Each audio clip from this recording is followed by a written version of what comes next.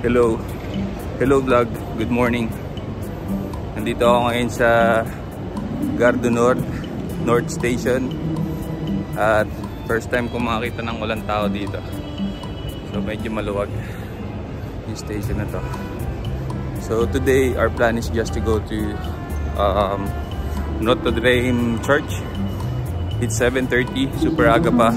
So 7:45 we're trying to aim to go in there para makita natin yung loob. So samahan niyo ako guys.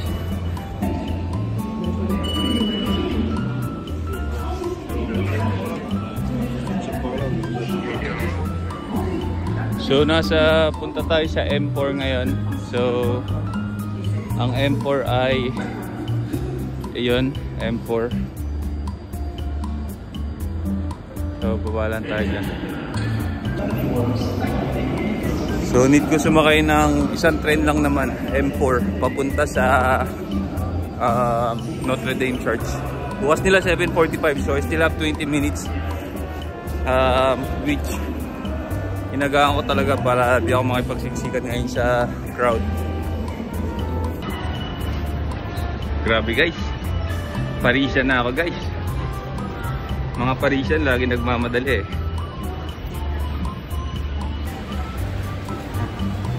So yan na yung daan ulit pag tren.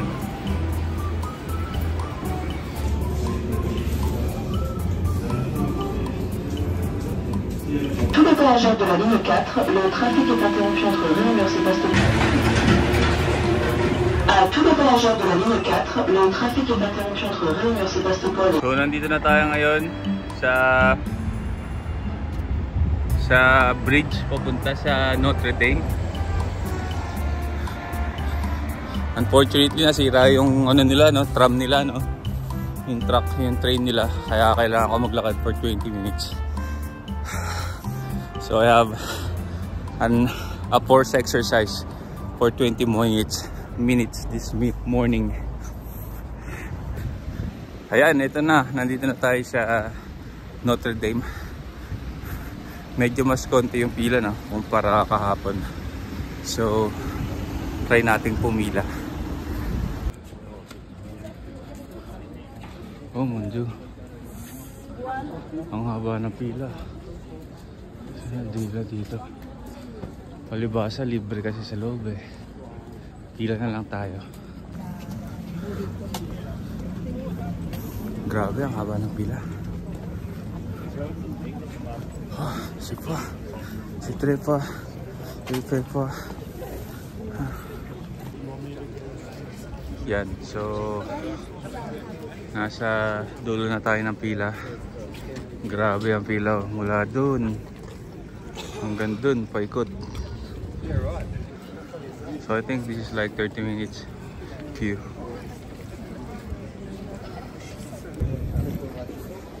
Excited na ako pagkatapos ng church na to kasi gusto kong kumain around this area. So punta tayo sa maayos na kainan.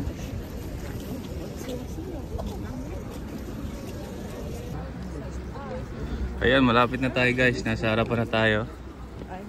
At meron na tayong view ng Notre Dame Paris.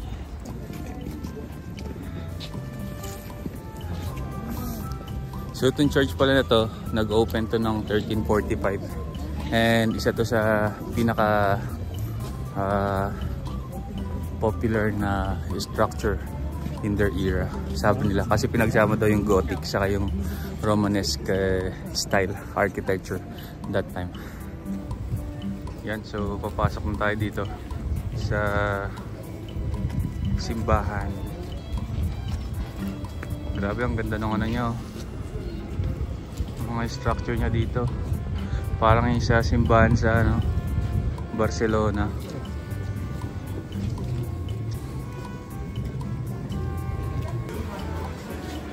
Yan, wow, ang ganda pala dito.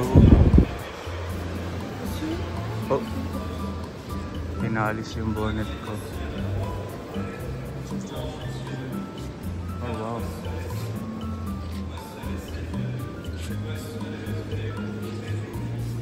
Ay, may simba pala.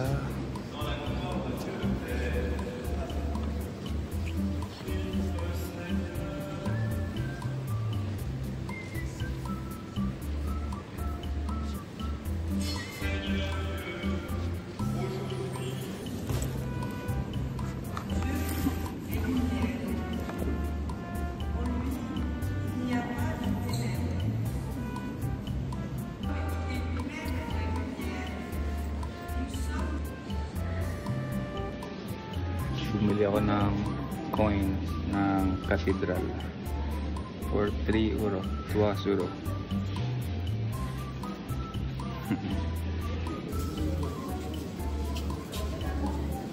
It'll be our lucky coin. Let's put it in our wallet.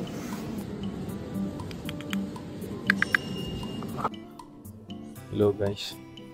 Grabe, tingin ko tapos na ako sa church na to. Halos naikot ko na yung church. Sobrang it feels so surreal to be here right now. Napakaganda. I'd say it's incomparable compared to the church of Notre Dame in Montreal. Kasi mas ano siya, mas maluwag siya. There's more space. Although there's more people here, there's more space.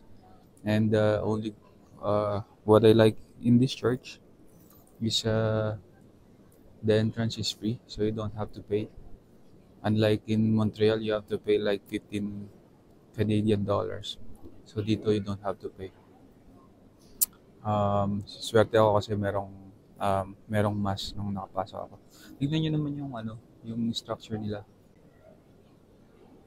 Grabe, oh. Diba? So imagine, nasunog pa yun ng 2019. Tapos kabubukas niya lang. Sobrang swerte ko kasi kabubukas niya lang noong December 7, 2024. Today is December 27, I believe. 2024. So sobrang just in time. Diba? Napakarami lang tao. So overall, if you happen to be in Paris, don't forget to visit Notre Dame Church. Hindi ako nagsisisi pumunta rito. Sobrang ganda. Okay, so ang next natin gagawin siguro, maghanap tayo ng restaurant na may washroom. Kasi nararamdaman ko na eh.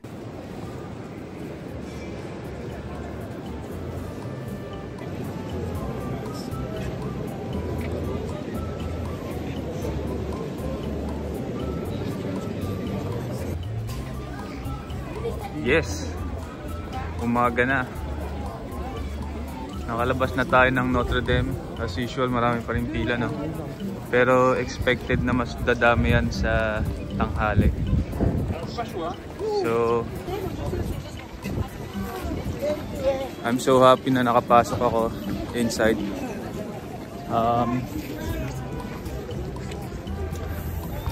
Nahanap ko yung gargoyle eh.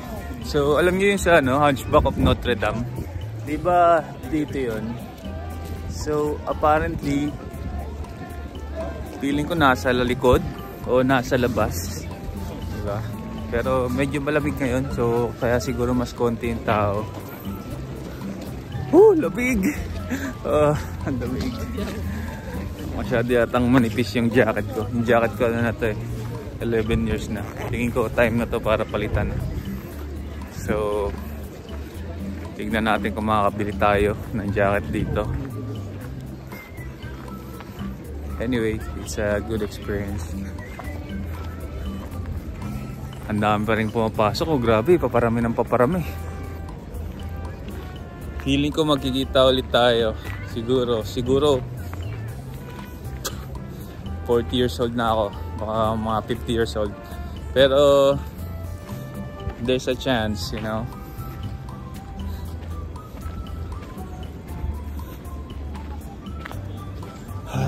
Goodbye Notre Dame.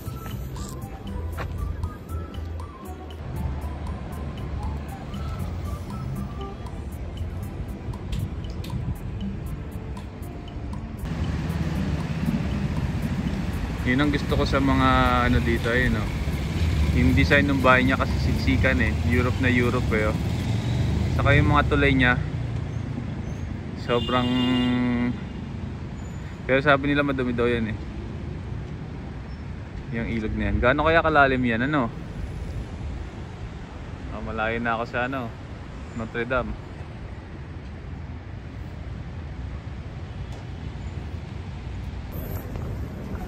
Hello guys, so nakakita ko ng maliit na bookshop dito. Ang tawag niya ay Shakespeare and Company. So try natin pasukin. So that's Shakespeare and Company.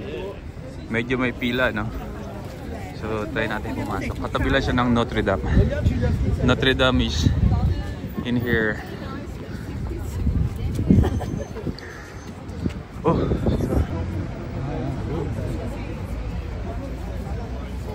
bakit kaya pinipilaan to sa loob, ano?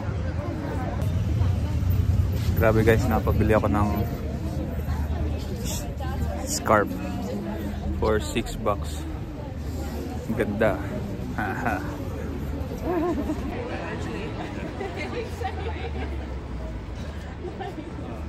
Ang ganda naman ito. Grabe. Meron din silang kape dun sa kabila. So kung gusto mo magkape, parang gusto kong bumili ng something dito. Something memorable. No photos are allowed? Oh, damn. Sayang. Kung hindi tayo makakapag-picture sa loob, ah.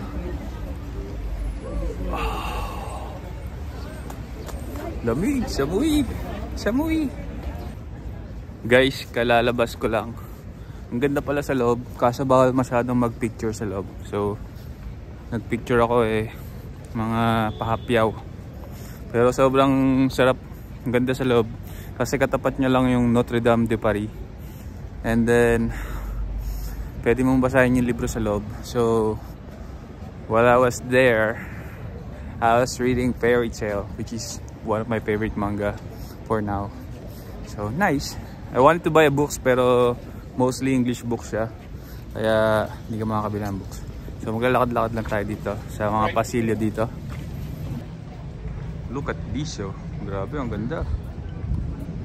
Ang ganda ng ano na yan, oh.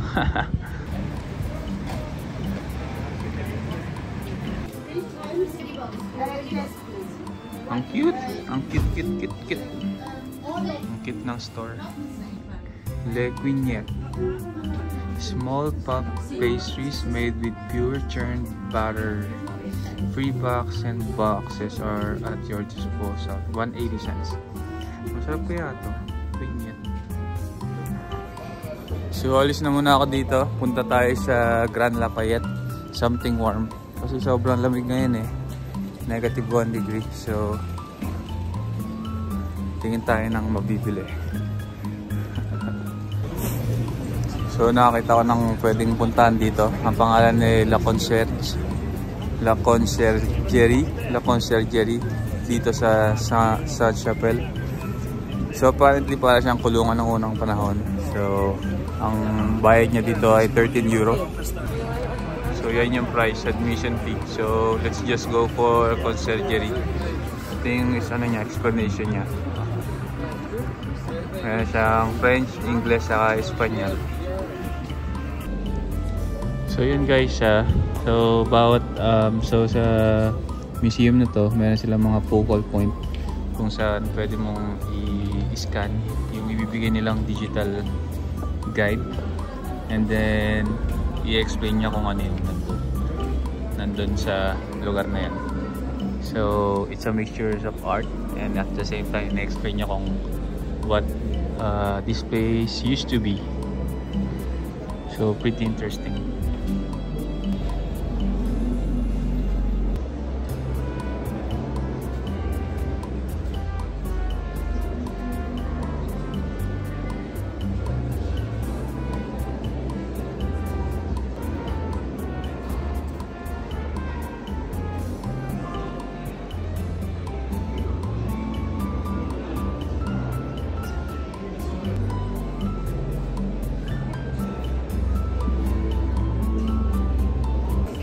Nakakatuwa yung binigay sa aming guide kasi pag in-scan mo siya dito, so ang gagawin ng iPad ilalabas niya yung itsura niya nung unang panahon. So itong hall na to, ang itsura niya nung unang panahon ay yan. So meron mga upuan dyan. So dito banda may mga upuan. Tapos upuan ng mga hari. which is apparently was built in 1378. So nandun, ayun. So yung area na yun, merong upuan pa doon. Doon nakaupo at kumakain yung mga hari nung unang panahon. Grabe na. Tapos may mga points siya doon, pwede mo siyang pindutin. So kapag pinindot mo isa dyan, i-explain niya yung lugar na yun, which is kind of amazing. So nandito na tayo sa mga kulungan nung unang panahon, nung panahon ng revolusyonaryo ng mga Pranses. At ito yung itsura ng kulungan nila. Grabe. Corridor, tingnan natin ang loob. So yan lang ang kulungan nila. Walang kailaw-ilaw.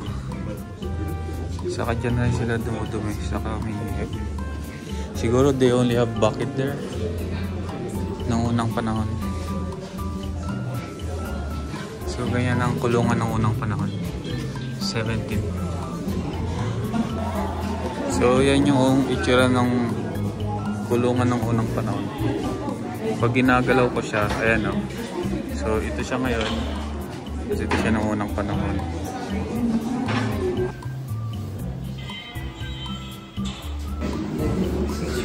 Ito guys, so ito yung explanation niya. Basahin niyo na lang. Screenshot niyo na lang yan.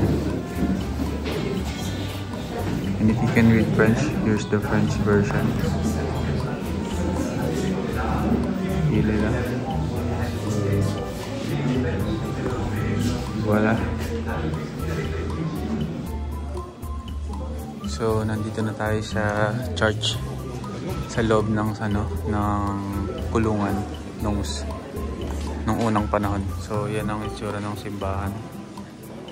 Meron silang altar sa gitna. At parang meron silang maliit na praying room here. Grabe. Ayan guys, so nasa labas na tayo. At ito na yung itsura ng loob ng concierge. So meron siyang mga explanation dito. Basahin nyo na lang. I-scan ko lang ng mabagal para mabasa ko din. This one is for Charlotte Corday. You wanna read it? Here we have Olympe de Gouges.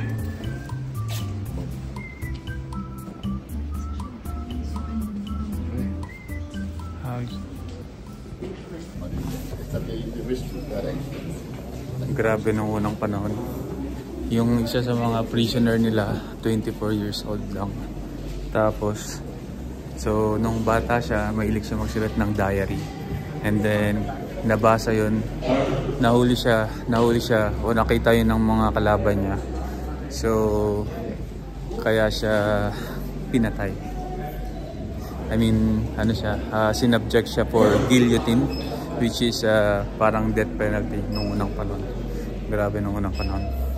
So ito yung mga panahon nung 1700s, before there was a human constitution, or before the human constitution was made. So quick history, si Marie Antoinette pala is siya pala yung pinakahuling reyna dito sa France. So nung namatay siya, ang edad niya ay 37 years old. So almost kasing edad natin. And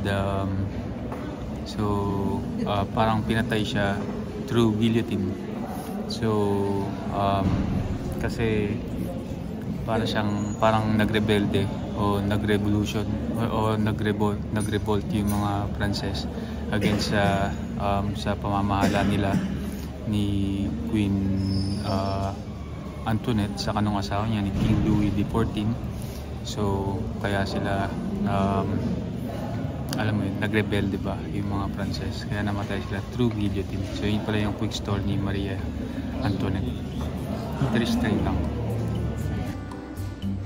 So guys, finally ito pala yung itsura ng isla. So So dyan tayo ngayon, nandyan tayo ngayon. So napapalibutan siya ng Seine River. At siya ay nasa pinakagitna ng Paris. So yun yung church na pinunta natin. And then nandun yung kulungan, Saint-Chapelle, saka yung concierge. So yan yung kabuuan ng isla.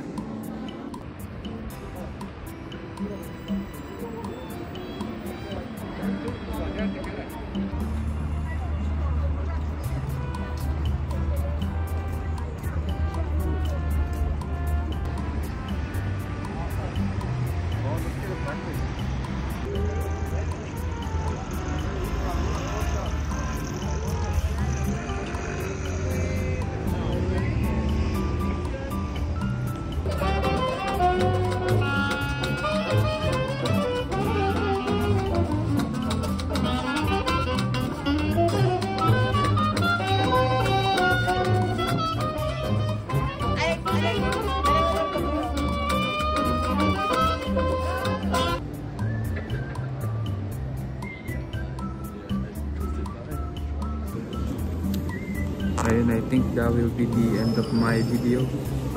Tingin ko naikot ko na, saka na-capture ko na yung mga importanteng parte ng lugar na to. It's just interesting to know the history of France noong 1700s saka 1800s. Anyway, see you guys. Thank you. See you on the next sa